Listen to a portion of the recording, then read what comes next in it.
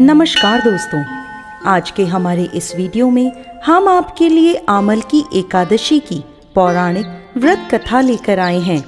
दोस्तों, आमल की एकादशी के दिन आंवले के पेड़ की पूजा की जाती है। ऐसा कहा जाता है कि आंवले के पेड़ में भगवान विष्णु का वास होता है।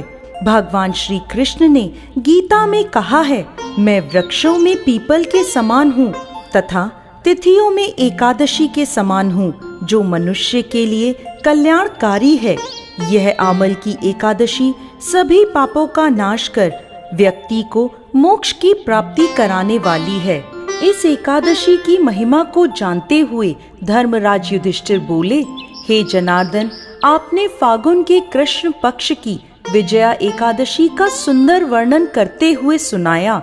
अब आप फागुन मास के शुक्ल पक्ष की एकादशी का क्या नाम है, इसकी क्या विधि है, कृपा कर मुझे बताएं। तब भगवान श्री कृष्ण बोले, हे राजन, फागुन मास के शुक्ल पक्ष की एकादशी का नाम आमल की एकादशी है। इस व्रत के करने से समस्त पाप नष्ट हो जाते हैं तथा इसके प्रभाव से 1000 गोदान का फल प्राप्त होता है। इस व्रत के करने से समस्त पाप नष्ट होते हैं। हे राजन, अब मैं आपको महर्षि वशिष्ठ जी द्वारा राजा मांधाता को सुनाई गई पौराणिक कथा सुनाता हूँ, ध्यान पूर्वक सुनिए। राजा मांधाता बोले, हे वशिष्ठ जी, यदि आप मुझ पर कृपा करें तो किसी ऐसे व्रत की कथा कहिए जिससे मेरा कल्याण हो। महर्षि वशिष्ठ बोले, हे राजन, सब व्रतों से उत्तम और अंत में मोक्ष देने वाली आमल की एकादशी के व्रत का मैं वर्णन करता हूँ। एक वैदिक नाम का नगर था, जिसमें ब्राह्मण, क्षत्रिय, वैश्य और शूद्र चारों वर्ण आनंद सहित रहते थे। उस नगर में सदैव वेद ध्वनि गूंजती रहती थी तथा पापी, दुराचारी, नास्तिक लोग उस नगर में नहीं रहते थे। उस नगर में चैत्रथ नामक चंद्रवंशी राजा राज्य करता था। वह अत्यंत विद्वान तथा धर्मी था। उस नगर में कोई भी व्यक्ति दरिद्र व कंजूस नहीं था। सभी नगरवासी विष्णु भक्त थे तथा एकादशी का व्रत किया करते थे। एक समय फागुन मास के शुक्ल पक्ष की आमल की एकादशी आई। उस दिन उस नगर के राजा ने, प्रजा ने तथा बालक और वृद्धों ने सब ने मिलकर हर्ष पूर्वक व्रत किया।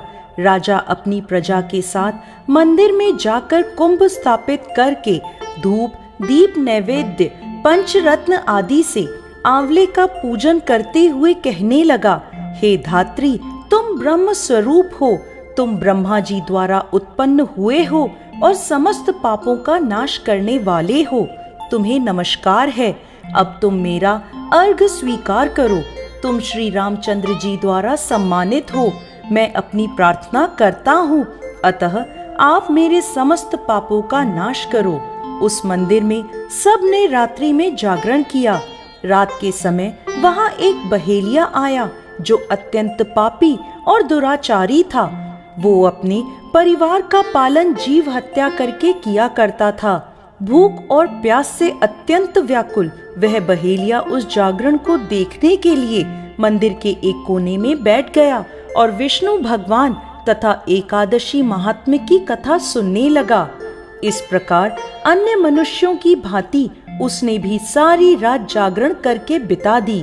सुबह होते ही सब लोग अपने अपने घर चले गए तो बहेलिया भी अपने घर आ गया। घर आकर उसने भोजन किया। कुछ समय बीतने के पश्चात उस बहेलिये की मृत्यु हो गई, मगर आमल की एकादशी के व्रत तथा जागरण से उसने राजा विदुरथ के घर जन्म लिया और उसका नाम वसुरथ रखा गया। बड़ा होने पर जब वसुरथ राजा बना तो उसकी एक बहुत विशाल सेना थी जो धन धान्य से परिपूर्ण थी। वो 10,000 ग्रामों का पालन करने लगा। उसका तेज सूर्य के समान था। उसमें चंद्रमा के समान कांति थी। भगवान विष्णु के समान उसमें वीरता थी और पृथ्वी के समान वो क्षमा करने वाला था। वह अत्यंत धार्मिक, सात्विक, कर्मवीर और विष्णु भक्त था। वो अपनी प्रजा को दान आदि कर समान भाव से पालन किया करता था। एक दिन राजा शिकार खेलने के लिए गया। दैवयोग से वो मार्ग भटक गया और दिशा ज्ञान ना होने के कारण उस वन में एक वृक्ष के नीचे सो गया। थोड़ी देर बाद पहाड़ी से वहां कुछ डाकू आए और राजा को अकेला देखकर मारो मारो कहते हुए उसकी ओर दौड़ पड़े। वो कहने लगे कि इस दुष्ट राजा ने हमारे माता पिता, पुत्र पौत्र आदि अनेक संबंधियों को मारा है तथा देश से निकाल दिया है, अतः इसको अवश्य मरना चाहिए। ऐसा कहकर वो डाकू राजा को मारने दौड़े। अनेक प्रकार के अस्त्र शस्त्र उसके ऊपर फेंके। ये सब अस्त्र शस्त्र राजा के शरीर पर गिरते ही नष्ट हो जाते और उनका वार पुष्प के समान प्रतीत होता। अब उन डाकुओं के अस्त्र शस्त्र उल्टा उन्हीं पर प्रहार करने लगे, जिससे वो डाकू मूर्छित होकर गिरने लगे। उसी समय राजा के शरीर से एक दिव्य स्त्री उत्पन्न हुई।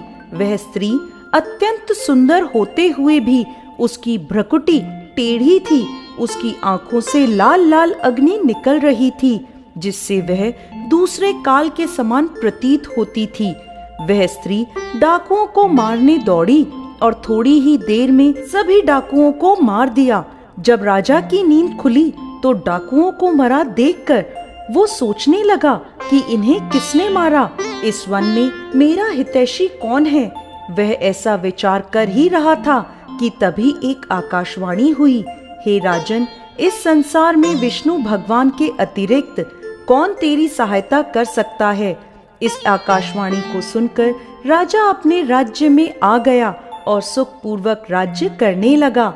महर्षि वशिष्ठ आगे कहते हैं, हे राजन, यह आमल की एकादशी के व्रत का प्रभाव था। जो मनुष्य इस आमल की एकादशी का व्रत करते हैं वह प्रत्येक कार्य में सफल होते हैं और अंत में विष्णु लोक को जाते हैं। जय श्री हरि विष्णु।